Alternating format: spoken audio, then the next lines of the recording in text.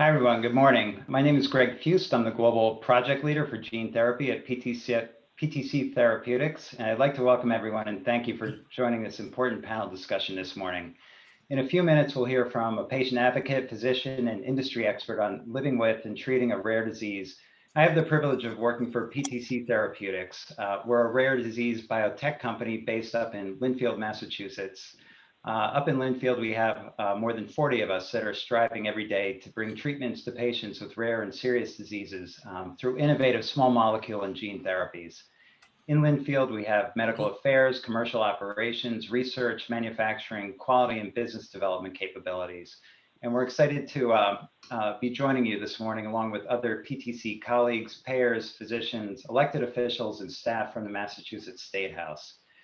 Now, it's my pleasure to introduce our guide this morning, Bob Coughlin, the President and CEO of the Massachusetts Biotechnology Association, or MassBio. Bob's mission is to advance Massachusetts leadership in the life sciences to grow the industry and add value to our healthcare system and improve patients' lives. Prior to MassBio, Bob served as the Undersecretary of Economic Development within Governor Deval Patrick's administration, and prior to that, he was elected as a state representative to the 11th Norfolk District for 3 terms. Bob, good morning and welcome to the panel. Good morning, Greg, and thank you so much. And I want to welcome everybody here this morning. Happy Friday to everybody. It's 2020. This is our virtual AADC Deficiency Awareness Day. Let me tell you why I'm so excited, folks. I'm excited because awareness days are so important. We realized that typically we would do this. We would be walking the halls of the State House and we would be educating all of you as to what this disease means to the patients and families who are dealing with this every day. We plead to you that we need your support so that we can find therapies and treatments and improve the lives of patients. Everything that we do at MassBio right now represents over 1,400 companies in the life sciences industry. As many of you know, our goal is to ensure that Massachusetts has the climate, the ecosystem, so that we can continue to be the best place in the world for this industry and solve unmet medical needs for patients. Those of you that serve in the House, you know that when I used to serve in the House, I spent a lot of time working on these issues. In fact, I created the first Cystic Fibrosis Awareness Day because I have a son with CF. I know what we're going to talk about today from a parent standpoint, and I also know that as a former legislator, we need you. We need you. That is the purpose of the day today. And I can't tell you how awesome this panel is going to be, okay? Granted, it's virtual, but it's going to be really, really, really good, okay? The industry is strong. I don't want to talk too much about that today. I want to talk about AADC deficiency. We're going to learn a lot, folks. So, you know, our first guest, and you're going to hear from an advocate, you're going to hear from a doctor, and you're going to hear from that treats patients, and you're also going to hear from an amazing science-based research that's happening from a company right here in Massachusetts. So I hope you enjoy it. We want to start off, talking about AADC. This is a debilitating condition that impacts about 1 in 100,000 American children. Battling this disease daily is a young woman named JILLIAN HEGER of Bridgewater, Massachusetts. JILLIAN is a young girl whose mother, Kelly HEGER, founded the AADC Family Network 17 years ago to assist with research, education, and financial assistance for children suffering with AADC deficiency. In addition to starting her own advocacy organization, Kelly is a registered nurse and specializes in pediatric critical, palliative, and hospice care. Kelly's primary goal is to help families whose child is suffering from a disabling illness so that they can remain safely at home instead of being hospitalized or placed in a residential setting. Kelly, we can't thank you enough for joining us here this morning. Welcome to the panel. Thank you so much, Bob, for the wonderful introduction. And I am so excited about AADC Awareness Day today. And thank you to all who have joined us today and listening in. I'm really excited about this. This has been 24 years in the making, and yay, it's finally here. So we have a lot of possibilities for the future. As Bob said, I'm Kelly HEGER. I'm a registered nurse. I'm a mom of 4 wonderful children, and I've been married for 28 years. My husband, Bruce, and I are the founders of the AADC Foundation that was established 17 years ago. And this is the foundation that was recently established, the AADC Family Network. Our daughter, Jillian, is the 4th child in the world diagnosed with AADC, aromatic L-amino acid decarboxylase deficiency. So many of you want to say, well, what is AADC? And it's a life-threatening, disabling brain disease that affects the biosynthesis and transport of 2 critical neurotransmitters in the brain, dopamine and serotonin. So many of you might have heard of Parkinson's disease. And Parkinson's patients have a problem with a chemical called L-dopa in their brain. And what happens is L-dopa converts to dopamine. So dopamine's the end of the chain. And children that are suffering from a lack of dopamine basically suffer with all of abnormal things in their bodies. They have poor muscle tone, and they have issues with their limbs and their torso, their neck, their face, their mouth.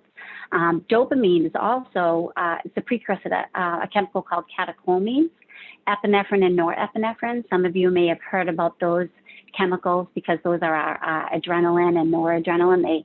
They're the ones that get you excited and calm you down. So children also have a problem with that, and that affects your sympathetic, your parasympathetic, and your autonomic nervous systems. And unfortunately, if this is not diagnosed early enough, children will suffer, and the intensity will include and go through their life until they actually get some sort of medical treatment. And right now, there is no cure for this disease.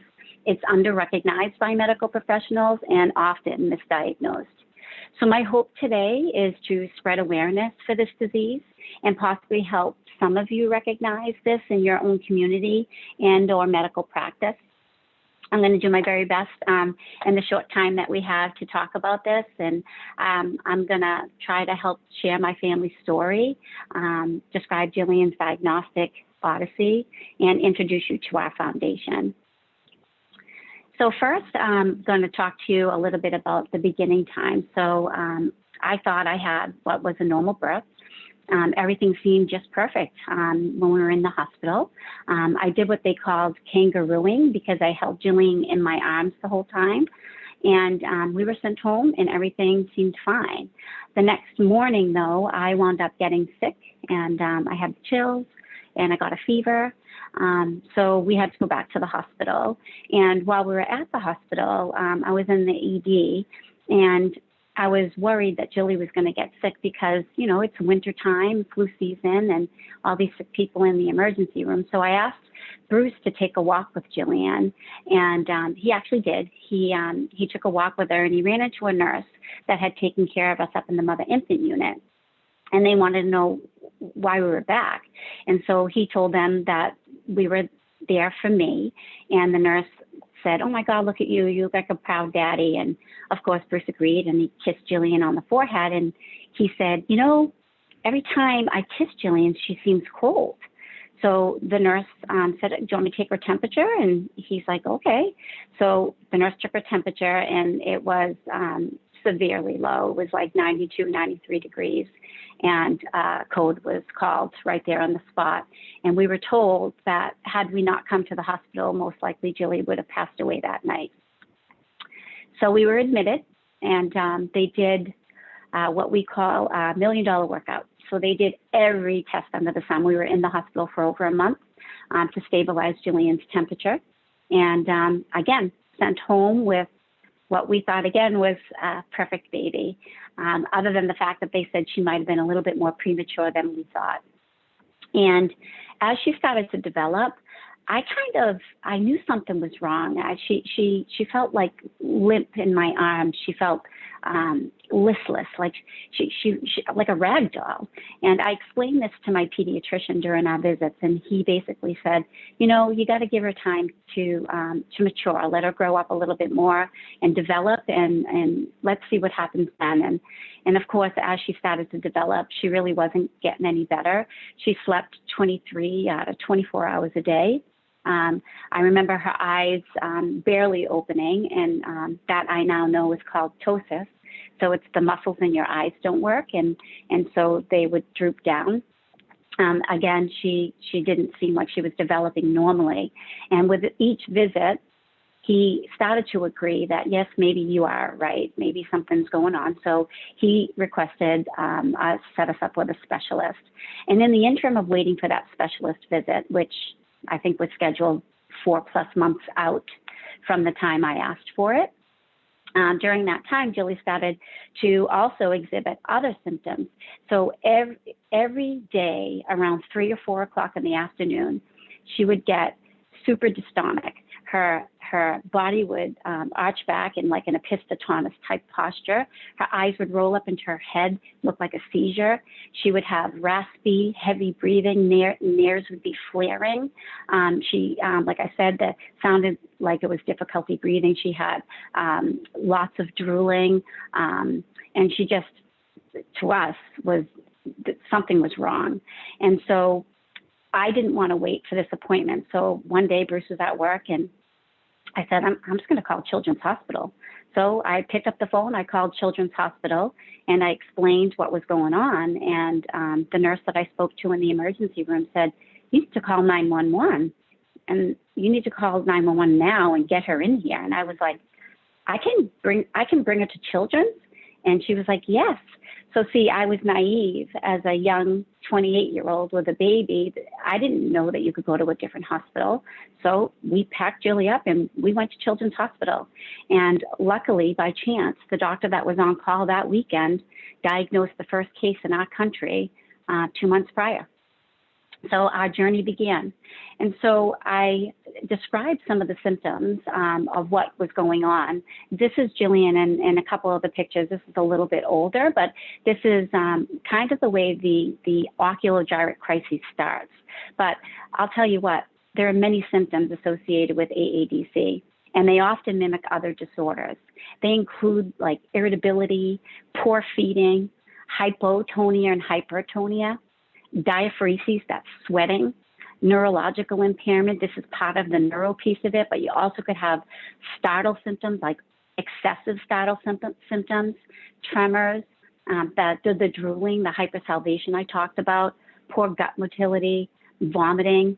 But again, the oculogyric crisis is the key symptom, and this is why it is imperative for physicians and specialists, along with the multidisciplinary team, caring for patients with a diagnosis of either cerebral palsy or something that hasn't been diagnosed, to actually recognize these features because they are key to diagnosing this disease.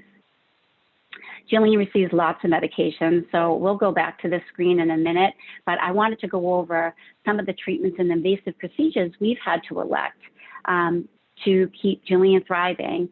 And you'll see Jillian up there in the corner, that's her today.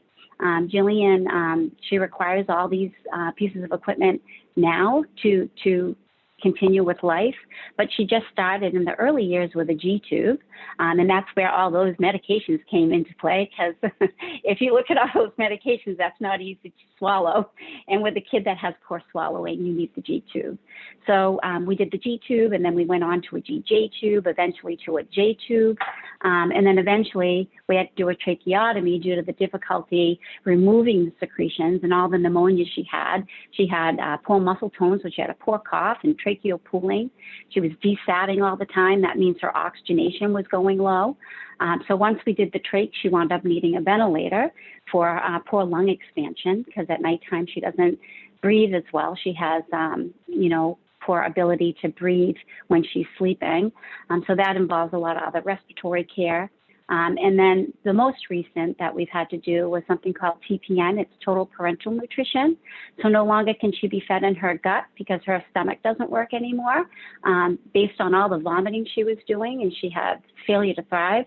So we had to put in a peripheral IV, which is a peripheral central line.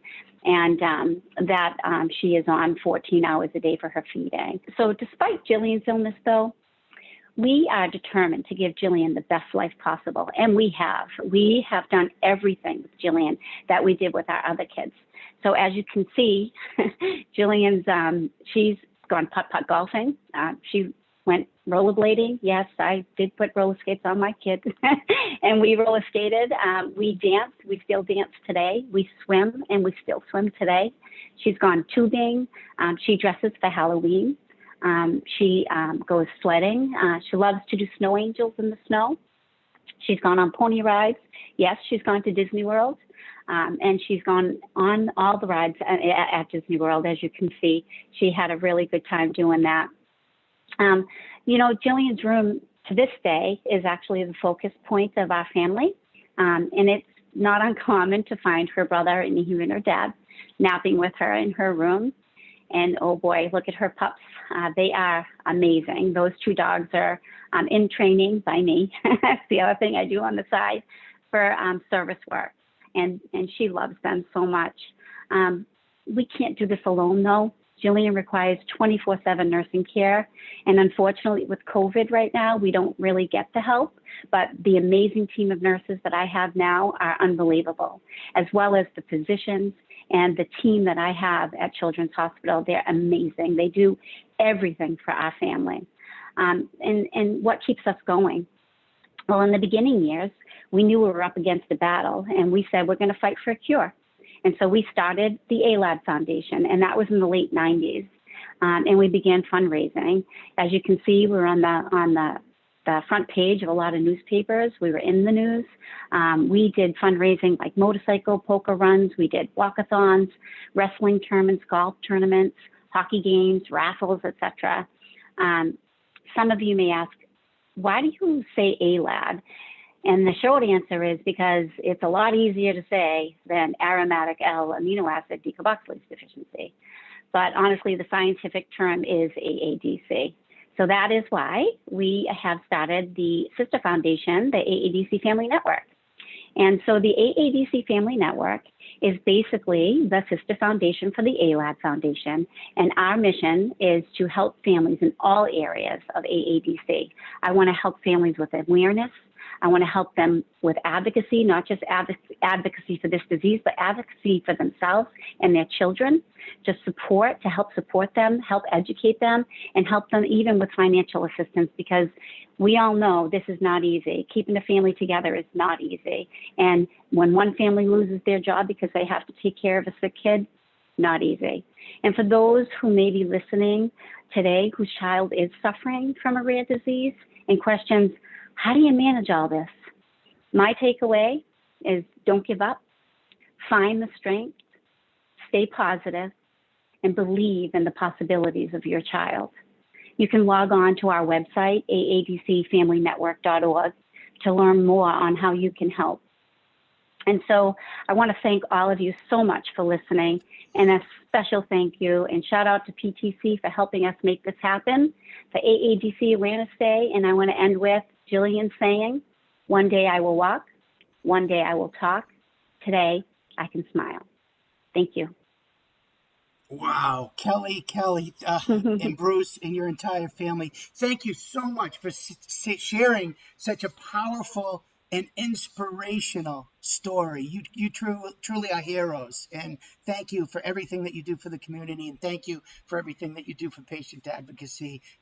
It's an honor to be here with you. And next, ladies and gentlemen, we're going to hear from Dr. Irina Anselm, who's the director of mitochondrial program and co-director of the neurometabolic program at Boston Children's Hospital. With expertise in genetic and hereditary syndromes, she cares for children with neurometabolic, neurodegenerative, and mitochondrial disorders. She serves as the Department of Neurology's clinical expert for Boston Children's Precision Medicine Service. Her research focuses on the genetics, diagnosis, and management of these disorders, which range from mild to devastating.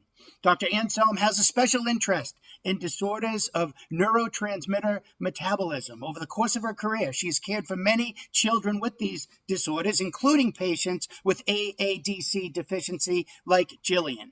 She works closely with our friends at PTC Therapeutics, who are currently researching a gene therapy for AADC deficiency. Dr. Anselm is a principal investigator of a study investigating the use of experimental drug dichloroacetate, known as DCA, as a treatment for the chronic elevation of blood lactate levels that results from mitochondrial disorders. She's a co-investigator on a multi-center trial for treatment of patients with mitochondrial disorders and intractable seizures. She's also co-investigator on a natural history study of patients with creatine transporter deficiency. She's been published all over the place. It's a list that's very long. I'm not going to go through the whole list, but we are so honored to have a leading expert in this space to join us today. Dr. Anselm, good morning and welcome to the panel. Good morning. Thank you, Bob, and thank you for letting me speak on behalf of physicians who treat patients with AADC deficiency. I was privileged to be JILLIAN'S neurologist for the past 10 years, maybe even more, and Mrs. HEGER described their path from diagnosis and treatment to helping other families who have children with AADC deficiency so eloquently. She also very accurately described the symptoms that these children have. And the majority, almost all children with AADC deficiency have symptoms that JILLIAN has. So what is AADC deficiency? It's a genetic condition which is due to a gene mutation, an error in a gene called DDC, and as a result, patients with AADC deficiency have low levels of enzyme called aromatic amino acid decarboxylase. And as Mrs. HEGER already said, this enzyme is absolutely crucial to help producing the very important chemicals, neurotransmitters in our bodies: dopamine, serotonin, epinephrine, norepinephrine, and melatonin. And these chemicals, these neurotransmitters, are necessary for normal development of children and for their well-being. So patients with AADC deficiency, they usually are developmentally delayed. They do not reach developmental milestones. They do not sit, they do not walk, they do not talk. They have low levels of serotonin, and that's why they're very frequently very irritable. They have low levels of melatonin, and they have problems with sleep. And also, because of low levels of dopamine, they have this dystonic crisis or spasms when their bodies are twisted and stiff. And this crisis may last for hours, and they occur every few days. And can you imagine how painful it is for the parents to watch children going through that? They also have ocular gyrate crisis that Mrs. HEGER mentioned. It's when their eyes are driven to one side, and this is because of the spasm of eye muscles, and this also may last for hours. And that's why many of these children are misdiagnosed with seizures, and they are treated with anti-seizure medications, and these medications do not help them. So JILLIAN is very lucky to have such loving and caring and educated parents. And also she's lucky that she received diagnosis fairly early. But that's not the case with most patients with AADC deficiency. While most of these children exhibit symptoms sometimes right after birth or in the first few months of their lives, and yet the mean age of diagnosis is between 3 and 4 years, and many patients remain undiagnosed at all, or they receive diagnosis much later.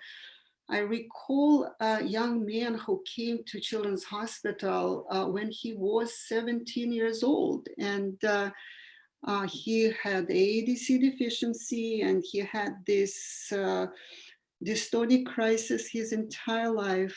He was misdiagnosed with cerebral palsy and with seizures, and he was treated with anti-seizure medications, and again, they did not help him.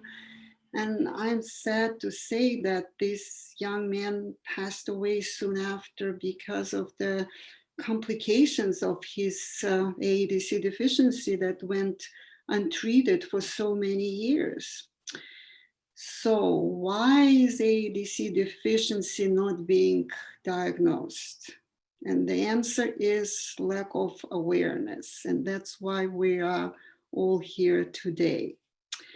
And also, why does the diagnosis have to be made early?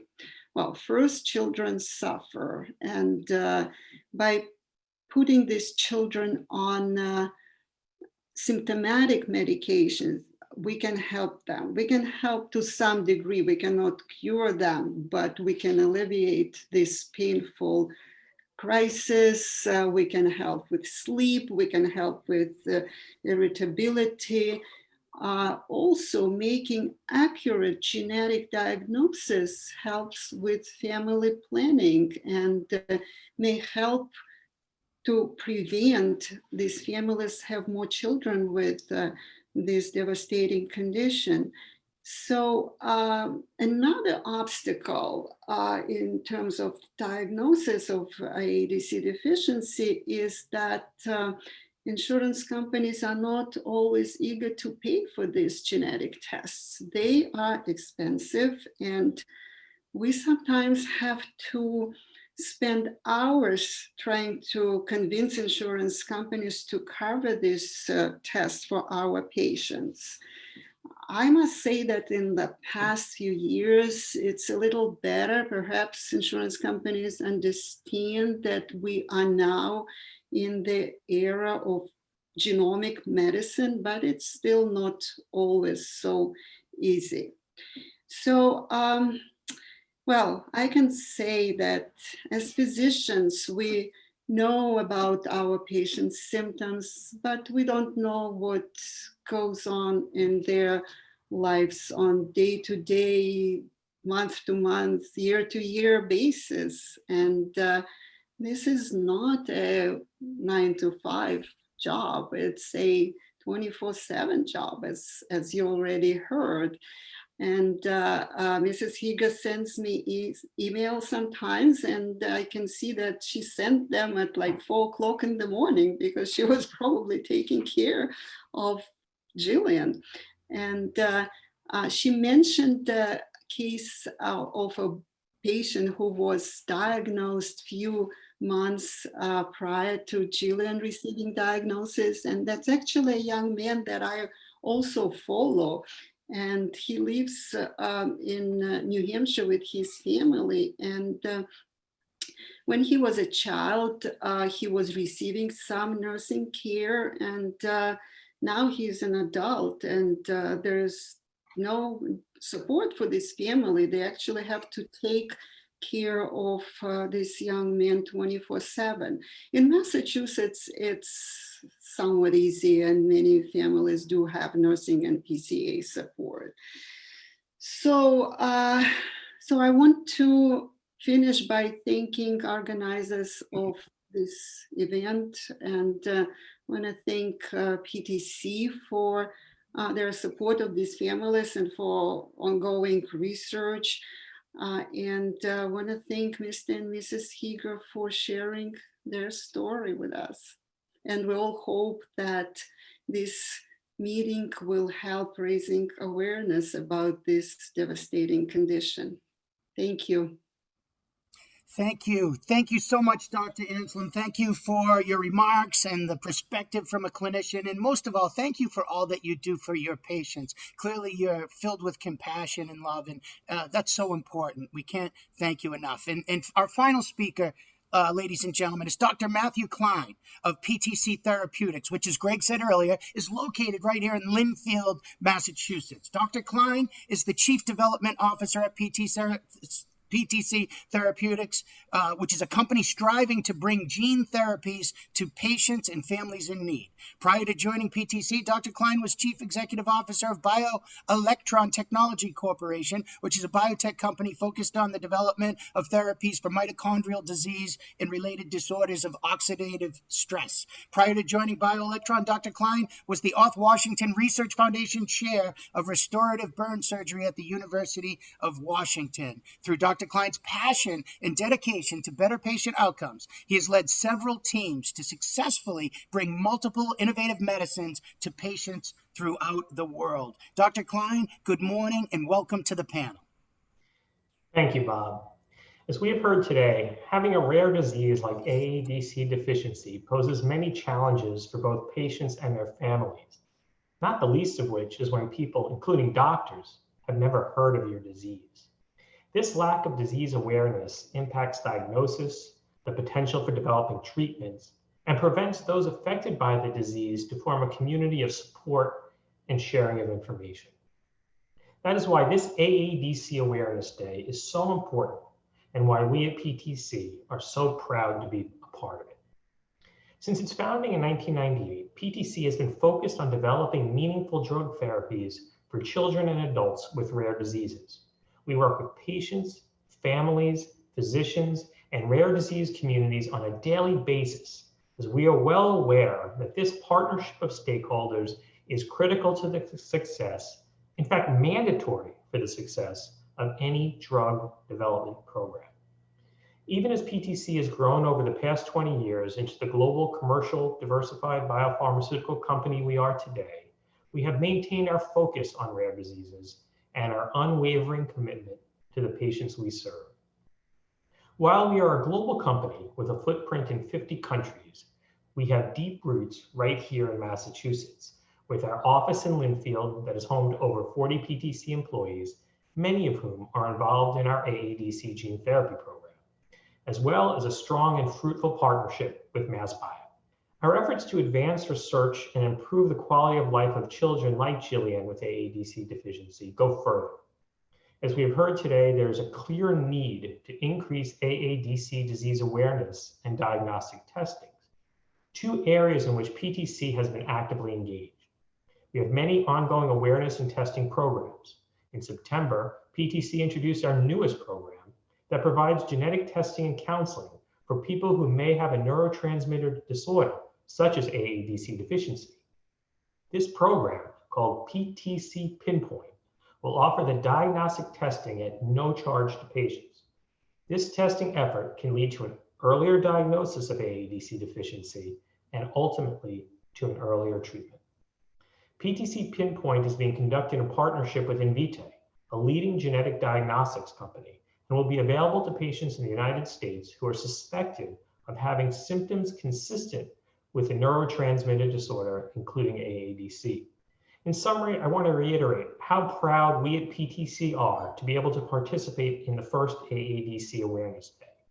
This is an incredibly important milestone for the AADC patient community, one that we hope continues to bring more attention and support to the collective efforts to improve the lives of those affected by AADC deficiency. Thank you.